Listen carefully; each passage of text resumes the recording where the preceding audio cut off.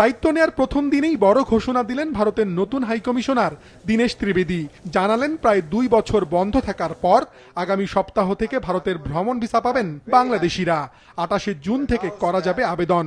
I am very happy to announce that we are resuming our normal visa applications for tourist visas, which can be submitted from 28th of June 2026. We will continue to facilitate medical visas in urgent cases on humanitarian consideration and grounds.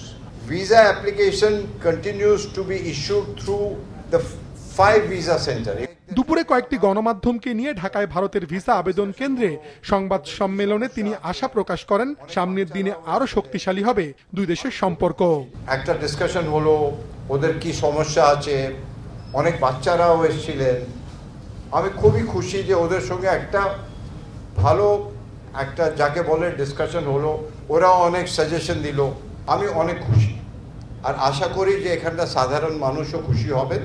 এর আগে আজ বঙ্গভবনে রাষ্ট্রপতির কাছে নিজের পরিচয়পত্র পেশের মাধ্যমে বাংলাদেশে নিজের দায়িত্ব পালন শুরু করেন ভারতের মন্ত্রী পদমর্যাদার নতুন এই হাইকমিশনার।